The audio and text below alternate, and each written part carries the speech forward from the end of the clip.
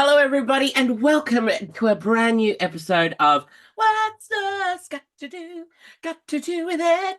Welcome back to my drag room, which has become like quite its own little character in the show, to be honest, which I quite live for and I love. You know, you can see all my bits. There's little Shirley Temple, there's Liza. There's a few other bits, but I love that you get to come into my drag room each week and be with me in my little sanctuary, my little safe space.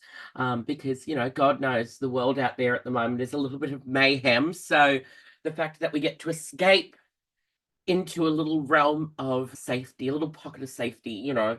Because, you know, I think we go around as, especially as queer people that are listening, the idea of having a space where we can come and just feel safe and comfortable. And actually, that goes for everybody. I'm not going to just say queer people. I think people in general, you know, it's just nice to have a place that you can go retreat to and just know that you're safe and not judged. And, you know, all the worries of the world can just dissipate for a while. It's just really nice. So I'm glad that my drag room and my voice and my guests and your little ear holes are all together in one little safe space. So it's nice to see you all. I hope you've had a fantastic week with whatever you're doing. It's a joy to have you back into the What's Lost Got to Do with It experience. It's a joy to be back and talking to a whole bunch of new folks and new guests, new year, new us. But I'm very excited today. My guest is actually a Sydney local, someone that is a very dear friend of mine, and you will know them from Drag Race Down Under season 4. One of what do they call them? Mitch's bitches, Michelle's bitches, because Michelle Visage obviously took over as host for Drag Race Down Under. And if you haven't watched it, well, I recommend you get on board and go and have a watch because you'll see my guests thriving and shining, and they are absolutely incredible. Their name is Vybe. It's just Vibe, babes. It's just Vibe. So I'm excited to welcome It's Just Vibe, aka Vibe, to the show very, very shortly. But it's good to see you all. It's good to have you here. And I'm very, very excited for you to get to meet my guest. All right, we're going to be back right after this with Vibe.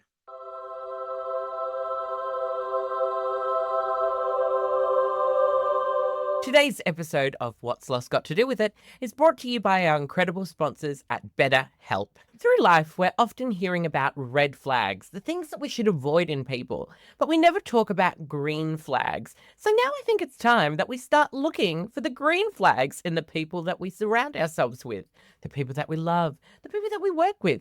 Let's find the good things about each other. And I think that therapy is a great way to explore these things. Therapy can help you identify the green flags in people that are around us to make sure that we are having the best experience with the relationships that we involve ourselves in on a day-to-day basis. Whether you're dating, married, forming a relationship, or just working on yourself, it's now time to form relationships that love you back. Over many years, I, Hannah Conda, have been in therapy, and it has been a saving grace so many times. I've worked on the ability to communicate effectively and to work on the way that I communicate and deal with other people, as well as process those bigger feelings that sometimes I have not really known how to deal with. Therapy has made me feel less alone. It's made me feel safe. It's made me feel confident. It's made me look at the things that sometimes I don't like about myself and figure out ways that I can navigate to make them things that I love about myself. So our incredible partners at BetterHelp are providing such an incredible platform. It is fully online, it is convenient, it is easy, and it is affordable, which is the most important part about therapy, making it affordable and accessible. Finding the right therapist can be quite a challenge sometimes, but with BetterHelp's over 30,000 credentialed therapists, baby, you are going to find your fit in no time. And hey, if the first one doesn't work out at no additional cost, you're allowed to swap. You can find the right therapist for you. So discover those green flags today. Move over red flags, you're out. Green flags are in. And do it with BetterHelp. Head on over to betterhelp.com/what'slost to get 10% off for your first month. That's BetterHelp, HELP/What's Lost. Welcome back, everyone, to What's Lost Got to Do with It. It is now that time that we introduce our incredible guest for this week, and it is none other than Vibe. Good morning, good morning, good morning. Oh, it's so good to have you finally on Lay Pod. It's good to be on, Miss Hannah Conda. Oh, it's been such a long time coming since your run on Down Under season 4, Yeah, where you were like me, a runner-up. we're just too good to win. I've just figured out we're too good to win. Oh, that's what I say. I think that's a very apt sort of description of what we Yeah. are. Plus, we're also from Sydney, and we've got a Sydney curse apparently now. That's what they say on You know what we on the do? online. And if we're going to push the Sydney curse, then I'm glad to do it with a sister like you, Hanny. Oh, Mama, right back at you. But how did you enjoy your experience on the Down Under? It was really camp. I think everyone can have a very different experience on Yeah, Down Under, as I think you know. And I mean, I sort of went into it with expectations of it being really difficult, really challenging, really exhausting, which it was all of those three things. But what I don't think I sort of counted on was how positive of an experience it was actually going to be. And yeah. I think I just laughed for 3 weeks. You do it.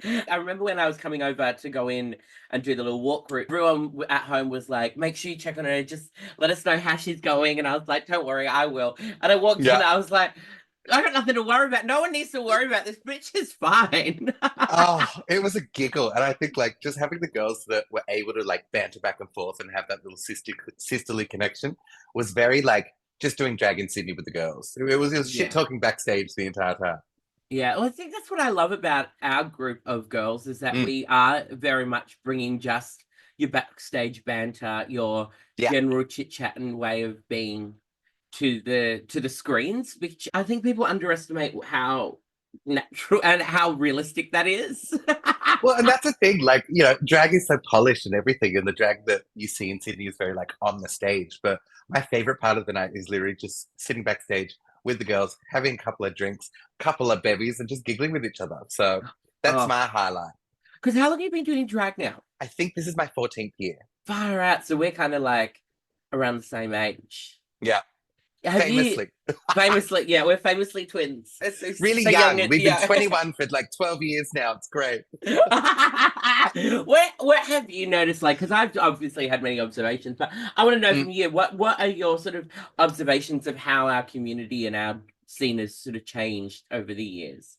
I mean, I think when we first started, and I don't know if this was from like an outside looking in perspective, because obviously it does take time to get into the thick of the scene and the thick of the Mm, sisterhood. But I think comparing what I knew of the drag scene then to now, I think the drag scene's a lot nicer. I think yeah, everyone is more open to like new connections, new friendships, new cast combinations, and things like that.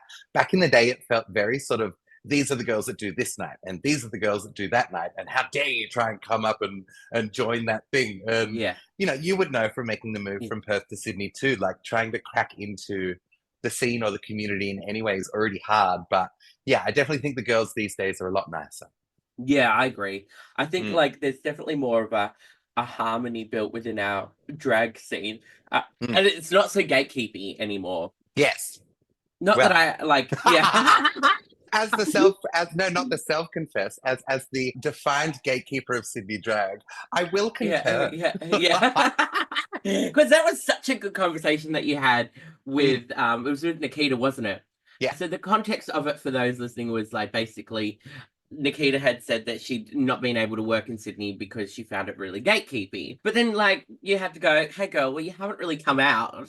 You haven't been And that's the around. thing. Like, I think as someone who literally worked to get where I am in the scene by literally looking like dog shit for years, doing Yeah. horrible numbers in horrible outfits in horrible wigs that weren't glued on properly with no eyebrows. I mean, it teaches you a thing or two, and it's persistence. I think, Yeah, I yeah. wouldn't sort of I'm not going to go into like the bodybuilding community and complain that I'm not number one instantly because I don't even work out. So I think there's a few steps to go before we can complain about not being at the same level as someone else. You know what? That's the thing. Like I've always said it. Like there's a level of expectation that people Mm, have, and it goes for a lot of things. But sometimes queens walk in and they mm. just like they've been doing drag 2 seconds. They expect to be given it, but you don't do that. You don't walk into like a big company and go, "Hello, I'm the hi." CEO. Yeah, it doesn't work like that. You've got to progress, and plus, it makes you a better artist and a better drag queen because you get to work out your flaws before you get Yeah. put on a big space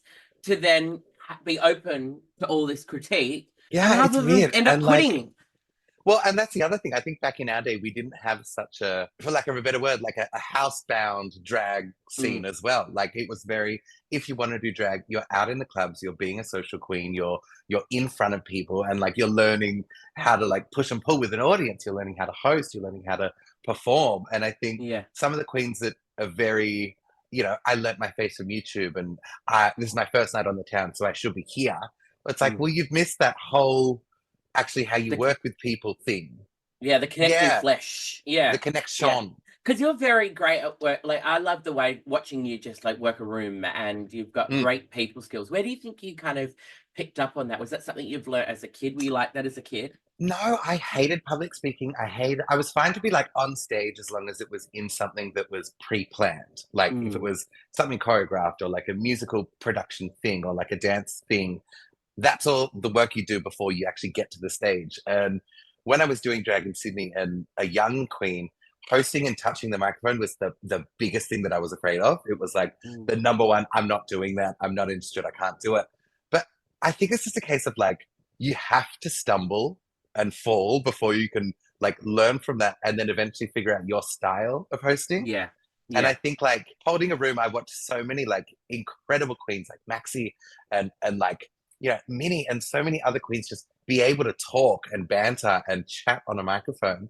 And I think when I figured out not trying to do what they are doing and just figure out your little style on the microphone is the best way you can do it, then you can't do wrong. Like even if you stumble and like you get a word wrong and like my voice breaks all the time, but like you just giggle at it. You just go with it. Yeah, I love it. I love it. It's so cute. But that's my favorite thing. But even just aside from like your hosting, just the way you interact with people, you have a way of breaking down people's barriers and making them feel instantly comfortable. It's the same as you, like Coco. You've got these personalities that just invite people in, and you just kind of.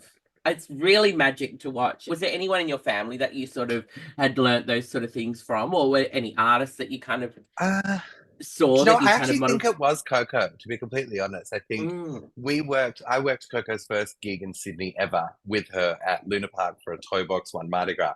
And she's got such that bubbly and welcoming personality, as you said. I think like I sort of picked up on that, recognized it, and absolutely fell in love with it.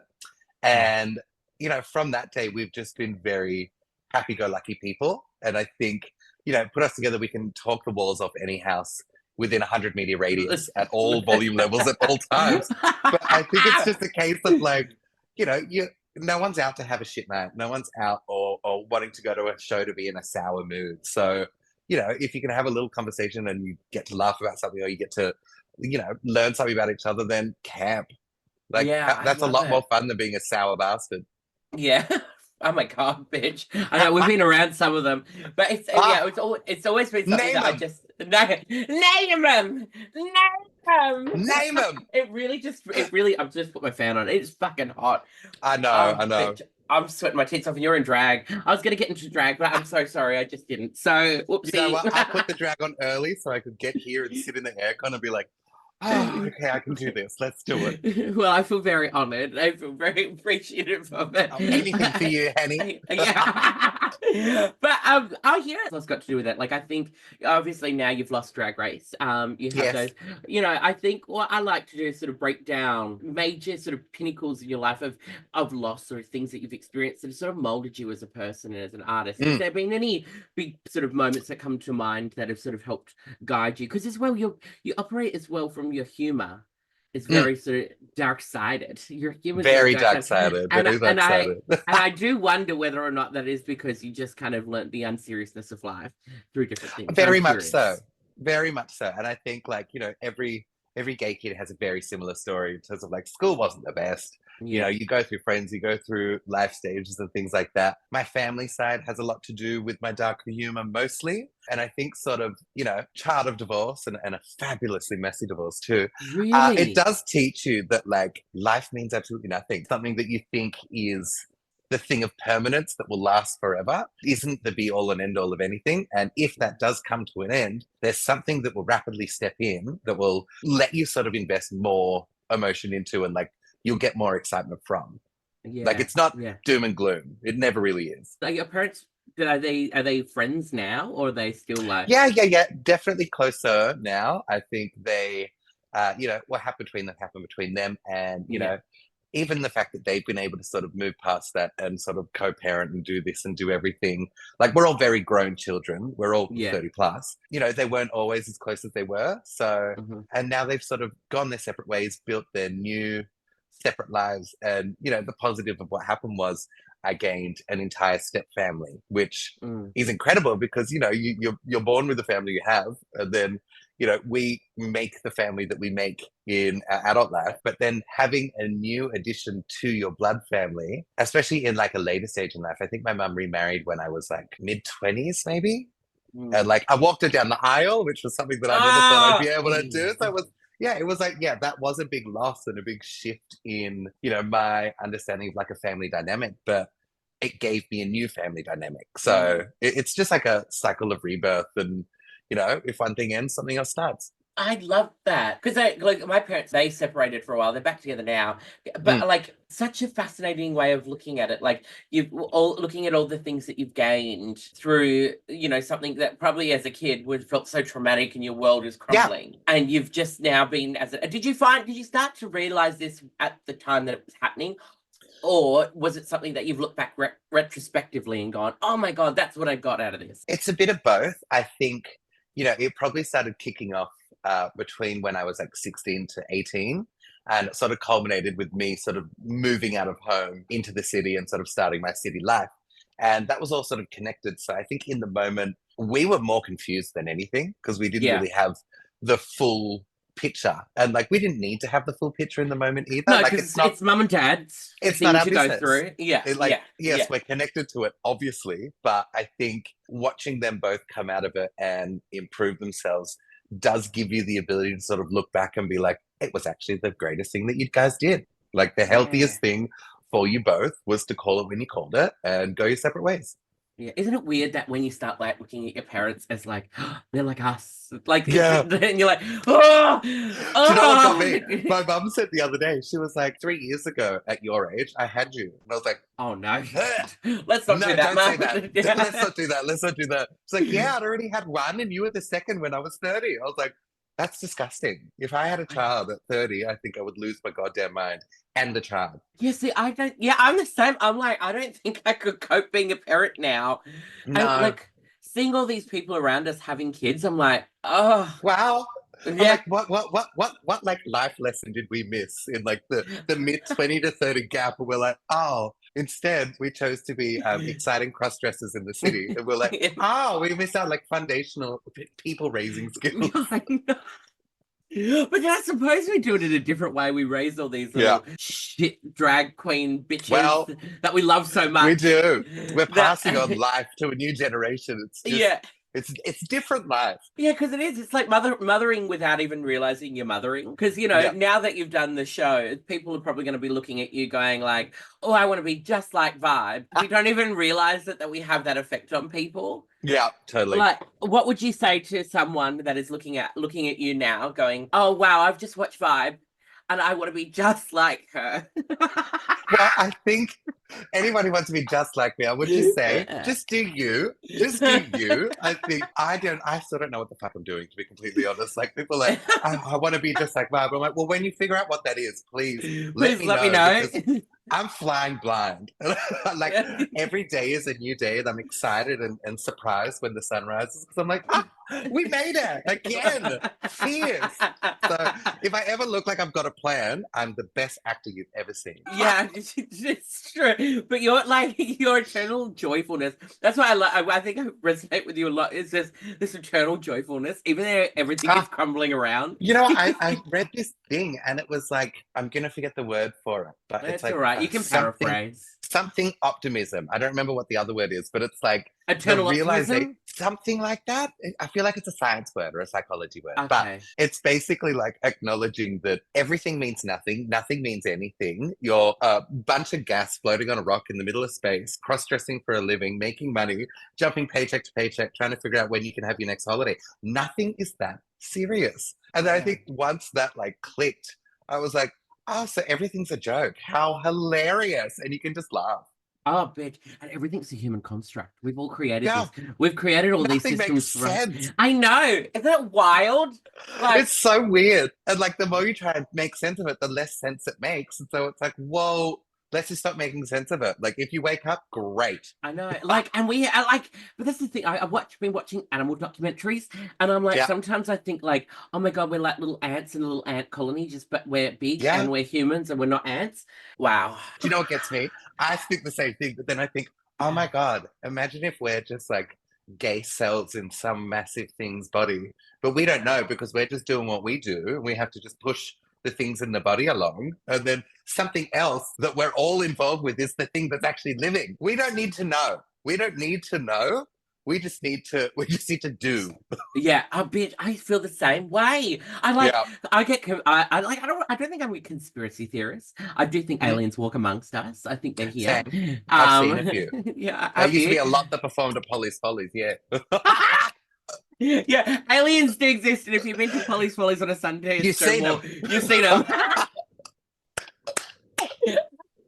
Oh, But they walk at the and they're like this, you know, they can't keep their skin suits on. They're nah. falling off. Their eyes blink at weird times. So, And yeah, they're really they into are. like wide set nostrils. They've got their own kinks. It's fine.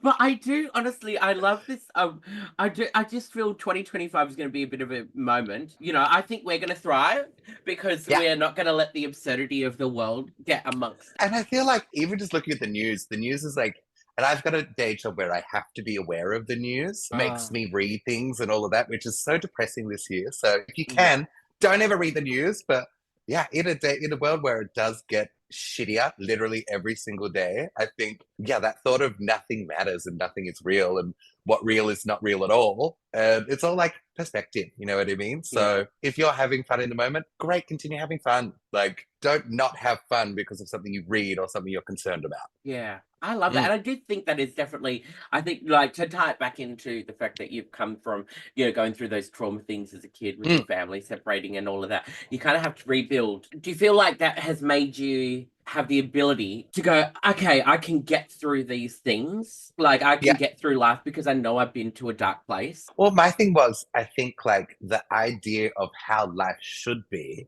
which, especially as a kid growing up in a very straight world, which we all were at the time that we grew up, like, it was not as gay as the world is now. But I think, you know, you're told that, you know, by this age, you should have a wife or a husband. By that age, you should own a house with a white picket fence. You should be earning this much. You should be that. And then you should be having kids at this age. And I think watching the perfect life sort of fall apart in front of me was very eye-opening to the fact that, well, that's one person's perspective of how life should be. And I think being gay is such a goddamn blessing because we don't have to live by that rule. And like, we can literally be cross-dressing until we're 70 and like traveling the world and wearing glamorous caftans and too many rings and being bald-headed with fancy hats. Like, yes, I'm ready for that stage of my life. Oh, she's here. Wait, I'm gonna give you a bald head with a fancy hat. Here we go. Oh, you know what? She came prepared. She came prepared. It's groundskeeper Hanny. Yeah. Well, that's the thing. It's like, I love that because I just do resonate with that so much. And I think people that are listening are probably going to be feeling the same thing. Like, they're probably going through things in their life. But that idea of just being able to just play and feel free and know that you can rebuild is, that's the best part. I do have to say, agree with you that is the best part about our community, is that we have always found like-minded people and we just come in together and we build our own little families in our world. And you've done that really well. You've got like such incredible sisters, Coco, Ivy, Sia, what do we get? The Sirens, but but especially you, Ivy, and Coco, the three of you. When did you guys meet? So I met Coco when she first came to Sydney for that gig. And then we sort of instantly became friends. And then I was Vibe was created by a couple of dancers in Sydney. And so I sort of started doing shows. And one of them was sort of like, hey, you should meet Ivy. She's really good at makeup. She can help you not look like trash. And I was like, deal. So yes, thank you. We were introduced to each other, but it came with a warning of like, don't get too close. And I was like, okay, why? Turns out it was this weird possessive ownership thing over me, and I was like, whatever. But then Ivy and I absolutely hit it off. And then me, Ivy, and Coco joined Rumor, and we all sort of we realized that we all love drag. We Yeah. all wanted to figure out how to get better at it. And we all knew that we could each teach something to each other. So, Ivy would do half of my face and make me match the other side, which, Lazy Susan is famously called Lazy Susan, but I was Lazy I Vibe for years because one side was severely slouched. Had like and, cerebral palsy. very, very, very, like, it was like, whatever that facial paralysis thing is, whatever that was, I was struggling with it at the time. But like, there was like 5 or 6 of us we used to go to Rumour's apartment on Crown Street, and we would sleep in a pile. I've been there. Yeah. We would sleep in a pile. Like, she had this Yeah. big square couch, and we would pull it out, and we would all just lie on top of each other like 4 or 5 nights a week, and just sleeping like a pile of rescue dogs, really. Yeah. Yeah. I think we all had our own houses that we were all paying rent at, but we were just like, well, we all need to Just sleep be together. We together. all need to lie together and eat together and do drag together. And I don't know, that sort of sisterhood was so strong that, it led to all of us like getting our own house together. And then, Rimmer moved up to Newcastle. And so then me, Coke, and Ivy lived together. And then Sia moved in over COVID. And it was just very like, this feels my idea of a family is. So like, it's the most open polyamorous marriage you've ever seen in your life.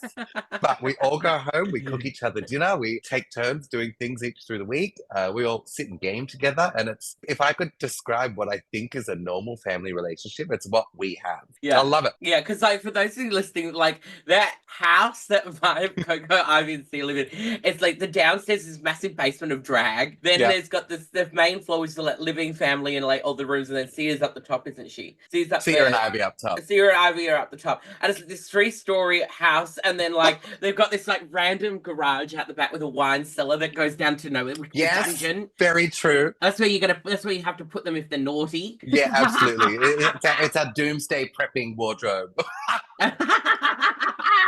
It's so good. It's just I feel like this episode needs to be just about family because you embody what family is, the three of you, but you especially, you're like you bring the people together, and that's not an easy skill for everyone. Like, and do you feel like has that always just been natural for you? I know you've learnt skills, but there is something about you that like you're just like a little heart in the middle. Like, and you just go, I don't know what it is. It's just it fascinates me. I don't either, and I feel like, I'm not conscious of, this is a weird thing about going away for Drag Race too. I came back to so many messages like, this doesn't feel normal, this doesn't feel right. Like, it's so weird not having you like in the weekly life or in the daily life. And it was the same at my day job as well. Like, coming back in, they were very like, oh my God, we missed you. Like, we need the energy, we need the this and the that.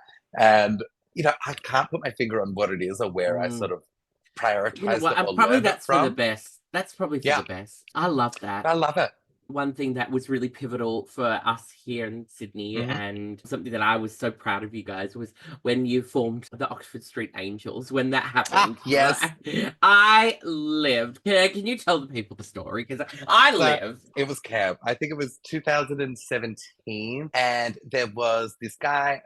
We'd finished shows at Arc, and as is tradition, you get a kebab on the way home. So went to the 5-star kebab at the corner. This guy Ivan was sort of walking up the street. And in the kebab store, there were maybe 5 or 6 big burly straight guys just saying everything that you can throw at the gay community that the straights love to throw. Like, oh, you're freaks, you're this, you're that, you've all got HIV, you've got this, like all of that. All the things. And Ivan sort of stood up and was like, you can't say that here. And then got sort of walloped in the face by these straight guys. And me, Ivy, and Coco, and I will say Ivy and Coco definitely threw a lot more of the punches than the attack back. I was in charge of holding the kebabs because I prioritize the nutritional benefits of the community, okay? Because they're going to want to eat after this. You're going to want to eat. Sorry. Like, I'm like, go get them, girls. It's fine. It was just something that, it wasn't a planned thing. I don't think it wasn't it just felt right to stand up, say something, and sort of put ourselves in between someone who was very short and at risk from 5 big straight guys, rather than let him be flattened and completely annihilated. I don't think it was a case of like us feeling like we were putting ourselves in harm's way. It was just the thing to natural, do. yeah. The thing to do. Yeah, mother's nurturing just came out. I think we don't condone the violence or anything, but sometimes at some points, if it's thrown at us, I think the only thing that can happen is that we need to stand up and fight a little bit more, because it's happening so often. And that's the thing. And I think I will always say I don't condone violence, but I'm a fan of repercussions. So if you come to, especially Oxford Street, which is our safe space, it's historically been our safe space, it's our community, and it's not exclusionary in terms of everyone's welcome, but just know where the fuck you are. This is where we feel at home. So I think even with, there's been a lot more violence and shit that's gone on in the past few weeks and months on Oxford Street and its surrounds, like, it's just made it clearer that I think we just need to draw a line in the sand. And, it's a matter of, if you don't stand for something, you fall for anything. And people are actively trying to push you down that staircase. I'm a very vocal bastard. I will run my mouth, as you know, all the time. And I just don't think, like, the police, they don't really do anything about it in the community, which is really upsetting. We've had countless incidents that are just pushed to the side, pushed under the rug. And if the people that are meant to keep us safe aren't bothered, well, then we're just we've got to do it ourselves. I agree. I think our bubble's being burst a little bit. It's slowly being burst, absolutely. Yeah, and I think, like, gone are the days of where we can just be comfortable in fighting about stupid shit. It's the queer community. Oh my God. Like, let us see who stole whose wig was like the highlight of the year of drag drama was you're wearing a black wig that someone took. Okay. Yeah. Great. I know. And now we've got a real bloody threat knocking on our door. I bring that up because I want people to know that, especially here in Sydney, there's people like you, people like Coca. I will do my best. I'm a little ankle biter, but we're there. But you got sharp teeth. You got sharp teeth. Num num nums. But it's just the right thing to do. And it is unfortunate, but I think going into Mardi Gras, which is when we should be, the most proud and visible and this and united, I think the one thing to be is together, and not just not in just a physical sense, but also just being there for each other. Like, don't walk alone, don't do anything by yourself, don't go anywhere near the back streets, especially you're in drag, because it's just becoming clearer that people are coming to our street with an issue that they want to settle. So and we're not going to be their punching bags anymore. And it is shitty. Like, it really drives me up the wall, like, how lax the police are being. It just feels like there's something going on, mama. And I'm like, and it's like, look, whoever's pocket you're in, great. But like, the gay community also has lots of money. Okay? Yeah, there are some rich of us bags. Are fabulously rich. Get in our pockets. Not us, but well, not us. Like, bring us into the pockets that you find, because I would love some more cash in the bank. But it's like you're meant to be there, especially in Surrey Hills and in Darlinghurst. Your like primary directive is to protect those at risk. We're at risk, and that risk is increasing. So, I mean, I'm just surprised, and equally, unfortunately, not surprised that they're just not doing anything. Yeah, I agree. And it's like, it is such a shame. But yeah, again, I think your ideals of family and being together and coming together is just so important these days now more than ever. And I'm glad that you embody that. And that's what I appreciate and I love about you so very much. Oh, right back at you, Hans. You've always been a very sort of open book, happy to help anyone. And open-legged. Open leg. Oh, if I could, I'd lift mine up, but they don't bend past me anymore. But yeah, I think there's more people in our community that are open to that and very family focused and community driven. And there's only a few that are like selfish, too self-absorbed to bother. And we all know who they are. So like, just name them. To the ones that name them. You name them. You name them. No, thank you. We don't need to give airtime to that. Yeah, fuck them. Oh, Vybe, well, I'm going to take a quick break and we'll be back. And I want to give you a big love before you go. So thank you. We'll be right back after this.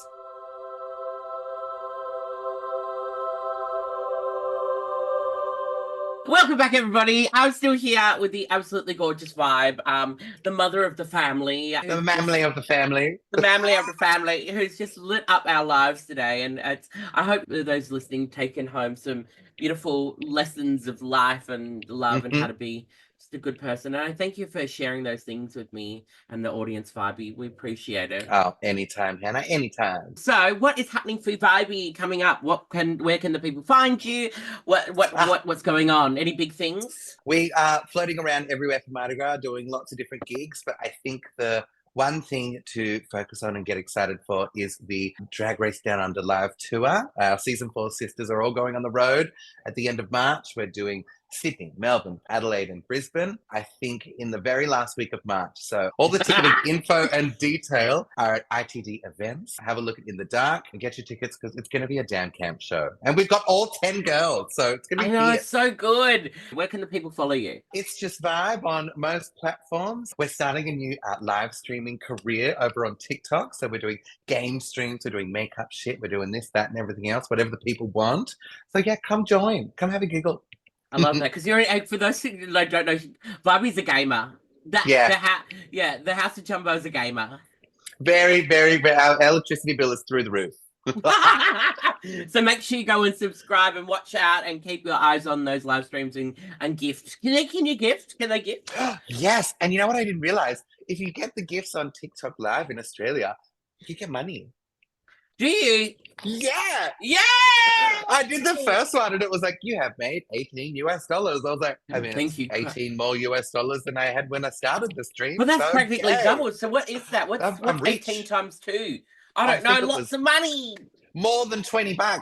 Yay! Oh, Vybe. Well, I love you. Make sure you go look out for Vybe, everyone. But thank you for being here. You're just a sensational light of my life, and I'll see you on the weekend for sure. Love you, Hannah. I'll see you very soon. I love you. Bye. Bye, girly girl. Mwah, mwah, mwah. Well, thank you so much, Vybe, for being with me today. We love you. But welcome to a little segment that I like to call Healing Hands, because I have done a certificate 1 in Reiki, which means I can practice hands-on healing. I haven't done certificate 2, which is remote healing, but nevertheless, I'm dipping my toe into that pool because I know that you want unsolicited advice from Auntie Hannah. So here we go with some healing hands. I've reached out and I am very, very excited to help you out. So we have a message from Color My Queen, and they said, I'm an artist who does drag queen art. Lately, I feel unappreciated and stuck. Well, Color My Queen, we love you. You're an absolute sensation, a legend, and we love you. And I understand that feeling of feeling unappreciated and stuck because it can be stifling to you as an artist. And the only thing that I can say is that you've just got to maintain that you know that there are people out there that love you and love the work that you do and the things that you produce. So make sure you just keep on going, keep on creating the art, and don't work for the approval of others. Work for the approval of yourself and make sure that you're doing the things that you're enjoying. And if you're starting to feel like it's a bit of a burden, take a little bit of a break. There's no stress in taking a bit of a break just to recharge your batteries. Like, I honestly believe that wholeheartedly. Don't let yourself get bogged down in it. But if you do, there's no shame in that. It happens to the best of us. So just keep on doing the things that you do because we love it and we see it and we do appreciate it. And just sometimes because the compliments and the things don't come directly towards you doesn't mean they're not happening behind, like, you know, in general chat with people, you know, with communications that people are having with each other. So honestly, just keep on striving and keep on working hard, babes. It is working. It's doing its thing. Okay, I've been asked, Hannah, the people want to know, Melbourne or Sydney? Oh my God, I cannot decide between Melbourne or Sydney. I do love both. Sydney is home for me, and I love Sydney, and I'm very honoured to be living here. But I'm going to throw a spanner in the works and say Perth. Being an original Western Australian, coming from Perth. Perth, for those of you out there who don't know, is the most isolated city in the world, in Australia. It's in Western Australia, and it's a beautiful place. I don't think I could ever live there again. Sorry to my Perthians. It's just a bit quiet for me, but it is such a beautiful place to go and see and visit and be, and my family's there. So I'm going to throw Perth in there and, you know, be controversial yet brave. What else do we have here? I've got a message from Jordan. 9 years into my current job, I got moved roles today. No choice. I don't like the new one. Should I stick it out? Jordan. Okay. So this is really challenging, because I understand a lot of jobs now, you cycle through different roles and things happen. And I don't like the fact that you didn't get a choice to move. You just got told to do it, because that can really sort of shake the foundations, especially if you liked what you're doing and you're good at it. I don't know. I think the only thing you can do is, communicate with your leadership, talk to them and say, look, it's not working for me. I'd really like to go back into what I was doing, if that is a possibility, and just, put the ball in their court and see what they say. Because I think this is the thing, we get scared of leadership roles and people in leadership roles and talking to them because we're scared we're going to lose our job. But if you're not liking it and the worst thing they do is say no, well, then you know where you stand, you know what you need to do. So, you can make a better decision to go, well, if they're not going to put me back to where I was and where I was happy, or they're not giving me support to thrive in this new role, well, if it's not for me. So then you can start making plans on where you're going to go next. I would always recommend that, especially in today's economic climate. Look, I hate being that girl, but just try and make sure you've got somewhere to go, or you've got a bit of a plan of how you're going to support yourself before you jump into another role. I think that's really important, because you don't want to cut your nose off to spite your face, because you're diving into that world of not having any sort of certainty could be quite challenging. You're not sure of where you're going to go. So that's my advice to you, and good luck, and make sure you look after yourself. But love you. Well, thank you for listening to another incredible episode of What's Lost Got to Do With It. We'll be back very, very soon with another episode, and by very soon I mean next week. So stick around and make sure you subscribe, maybe make sure you like, you follow. We are audio on all of your streaming services like your podcast app and Spotify, and we are visual on YouTube. So we love you, and we'll see you next week.